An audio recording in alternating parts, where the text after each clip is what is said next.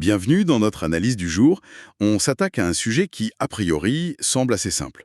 Le remplacement de fenêtres en Suisse. Oui, on pourrait croire que c'est du bricolage presque. Exactement. Mais en creusant un peu les documents, on découvre toute une complexité réglementaire qui est assez fascinante. On a ici un guide très complet sur les permis de construire pour ce genre de travaux. Et notre but, c'est de démystifier un peu tout ça. Voilà, on va essayer de clarifier cette question une bonne fois pour toutes.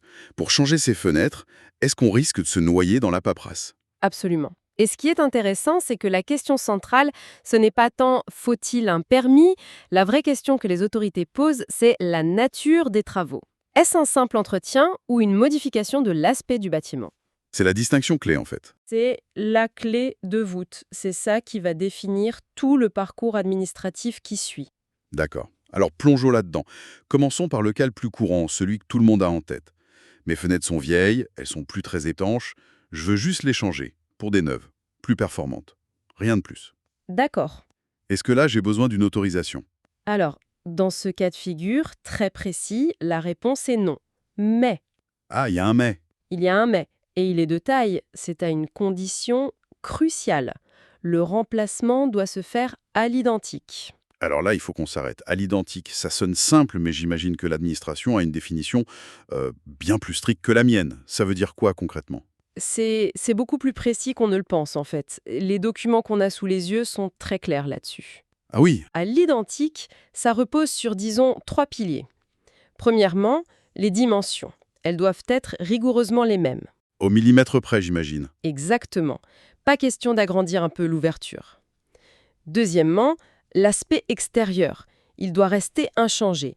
La couleur, le matériau visible de dehors, tout doit être pareil.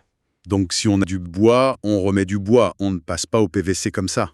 Voilà, c'est ça l'idée. Et le troisième pilier, Ah, le troisième, c'est souvent celui qui piège les gens. La subdivision des vitrages. c'est-à-dire? L'exemple le plus parlant, ce sont les croisillons. Si les anciennes fenêtres avaient des croisillons, les nouvelles doivent en avoir aussi, et avec un design similaire. On ne peut pas passer d'une fenêtre à petits carreaux, style un peu ancien, à une grande baie vitrée toute moderne. Je vois. En fait, la logique, c'est de la maintenance pure. C'est un peu comme changer une tuile cassée sur un toit. On la remplace par une tuile identique, on ne refait pas toute la toiture. C'est exactement l'esprit de la loi. Tant qu'on ne touche pas la personnalité de la façade, on reste dans le cadre de l'entretien. C'est ça. Mais attention, c'est là qu'arrive le premier piège. Ah, Et il est important. Même sans aucune demande de permis, il y a une obligation absolue. Et le guide insiste beaucoup dessus.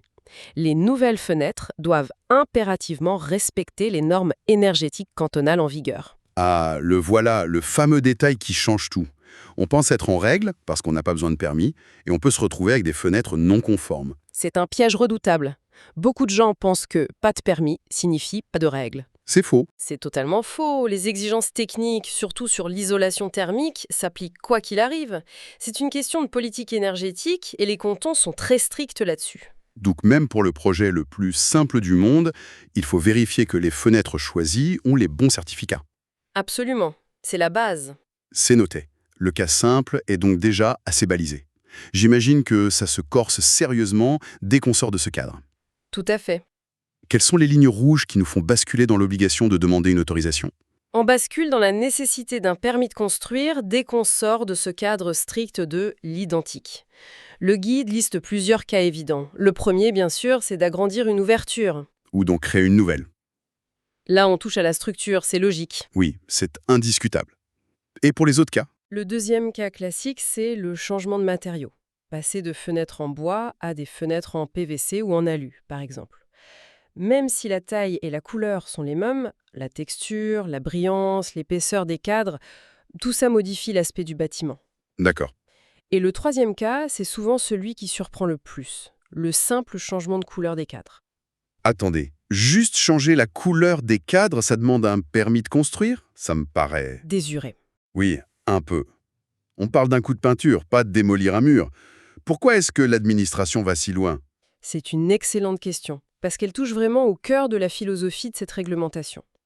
Pour un service d'urbanisme, une façade, ce n'est pas juste un mur privé. Le droit suisse considère que votre façade, c'est un peu la peau du paysage collectif. C'est une image très parlante. Donc, mes fenêtres ne m'appartiennent pas tout à fait d'un point de vue collectif. D'un point de vue esthétique, non. Changer des fenêtres du blanc au gris anthracite, ce qui est très à la mode, ce n'est pas vu comme une simple affaire de goût personnel. C'est vu comme un changement pour tout le quartier. Exactement. C'est perçu comme une modification du caractère de la rue. Les autorités veulent garder un certain contrôle pour préserver une cohérence architecturale, surtout dans les zones protégées, comme les centres historiques. Là, c'est encore plus strict. Je comprends mieux la logique, même si ça peut paraître contraignant. Et j'imagine qu'il faut s'y prendre à l'avance. On ne dépose pas une demande le lundi pour commencer les travaux le vendredi. C'est le moins qu'on puisse dire. Le guide insiste beaucoup là-dessus. Le délai de traitement peut varier de quelques semaines à plusieurs mois. Plusieurs mois. Oui, si le projet est complexe ou dans une zone sensible, c'est un facteur à intégrer absolument dans son planning. On voit bien cette tension. Face à ce maquis de règles, quel est le conseil en or, le premier réflexe à avoir avant même de demander un devis? Le conseil numéro 1, celui qui est répété partout, est simple. L'autorité finale, le seul interlocuteur fiable, c'est la commune. Pas le canton, pas l'entreprise qui pose les fenêtres. Non. Le service de l'urbanisme de sa commune. Ce qui peut être un vrai casse-tête, non? Si on déménage à 10 km, les règles peuvent changer du tout au tout. C'est la nature du fédéralisme suisse. Le canton fixe le cadre général, mais l'application et les règlements de détail, c'est une compétence communale. Une ville comme Genève ou Lausanne aura des directives très précises pour ses quartiers historiques. Tandis qu'une petite commune rurale aura peut-être des règles plus souples. Ou au contraire, très strictes pour protéger son caractère de village. C'est pour ça qu'un conseil valable à un endroit peut être une erreur 10 km plus loin. Et cette complexité s'ajoute encore dans un cas très courant en Suisse, la copropriété, la PPE. Ah, là on ajoute une couche de complexité. En PPE, la première question à se poser, c'est à qui appartiennent les fenêtres? Comment ça? Selon le règlement de la copropriété, elles peuvent être définies comme des parties communes. Ah, comme la cage d'escalier ou le toit. Personne ne peut repeindre le hall d'entrée en rose tout seul. C'est le même principe. L'harmonie du bâtiment prime sur le désir individuel. C'est logique. Et même si les fenêtres sont privatives, le règlement de l'APP impose presque toujours des règles très strictes sur l'aspect extérieur pour garantir l'uniformité. Donc, il y a une double vérification à faire. D'abord, le règlement de sa PP pour avoir l'accord des autres copropriétaires, et ensuite, le service de l'urbanisme de la commune. Le chemin est donc bien balisé, mais il faut le prendre dans le bon ordre. La démarche pratique, c'est de décrocher son téléphone. Absolument. Le guide recommande une chose, contacter le service de l'urbanisme avant de signer le moindre devis. J'ai un cas en tête, un propriétaire qui a commandé pour 20 000 francs de fenêtres en alu, Oula. avant de découvrir que sa commune, en zone protégée, imposait des croisillons d'un style très particulier. Il a dû tout annuler. Un simple coup de fil aurait évité des semaines de stress. Et potentiellement beaucoup d'argent. En général, deux options. Soit les travaux sont jugés mineurs et une simple annonce de travaux suffit. C'est une procédure allégée. D'accord. Soit, pour des modifications plus importantes, elle exigera une demande de permis de construire complète. Et là, c'est plus lourd. Il faut des plans, des photos et parfois la demande est soumise à une mise à l'enquête. Les voisins ont leur mot à dire. Exactement.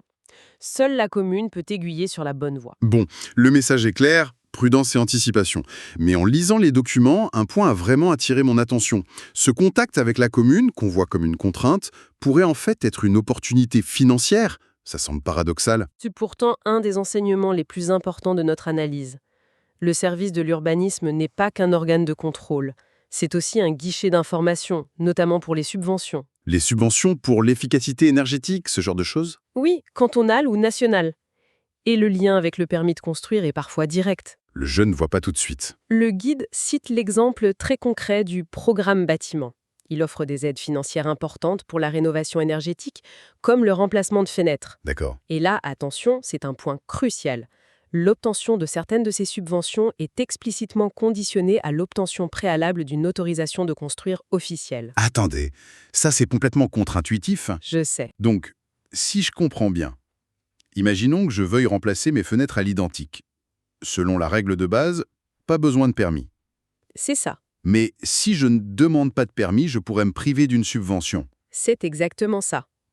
On pourrait être, entre guillemets, pénalisé financièrement pour avoir suivi les règles à la lettre en évitant une démarche qui n'était à première vue pas obligatoire. Mais c'est un changement total de perspective. La démarche pour obtenir un permis n'est plus seulement une contrainte, Ça devient une clé d'accès à des fonds. un sésame. Oui, le permis prend une autre dimension. Ce n'est plus un obstacle, mais un investissement en temps qui peut se révéler très rentable. Cette démarche peut sembler fastidieuse, mais si elle débloque une aide de plusieurs milliers de francs, le calcul est vite fait. C'est une façon intelligente d'inciter les gens à faire des rénovations de qualité et déclarer dans les règles. Tout à fait. C'est fascinant. Alors, si on devait synthétiser les 4 points cardinaux pour s'orienter dans cette jungle, quel serait le premier? Le premier, c'est le principe de base. À l'identique, pas de permis. Mais, et c'est un mais énorme, le respect des normes énergétiques est lui obligatoire dans tous les cas. C'est la base de tout. D'accord. Le deuxième point, c'est l'alerte rouge. Quand est-ce que le permis devient nécessaire? Dès qu'on touche à l'aspect visuel, agrandissement, changement de matériaux et même juste la couleur. Là, le permis devient la règle et il faut penser au délai. Le troisième point serait le réflexe de survie. La vérité pour un cas précis. Et c'est doublement vital en PPE. Et enfin, le quatrième point, la carte cachée du jeu. C'est l'opportunité. Ne jamais oublier que le permis n'est pas qu'une contrainte. Il peut être la condition pour débloquer des subventions énergétiques très intéressantes. La paperasse peut se transformer en avantage. Voilà. C'est une excellente synthèse. Pour finir, toute cette discussion sur les croisillons, les couleurs, ça soulève une question bien plus vaste en fait. En effet, si on prend un peu de hauteur, cette réglementation très détaillée sur l'aspect extérieur des fenêtres nous interroge sur la frontière finalement assez floue entre le droit de propriété et notre responsabilité collective. Face au patrimoine architectural. Exactement. La vraie question que ça pose, c'est où s'arrête l'espace strictement privé de mon logement et où commence le paysage public, ce bien commun que nous partageons et que nous modelons tous collectivement. Fenêtre après fenêtre,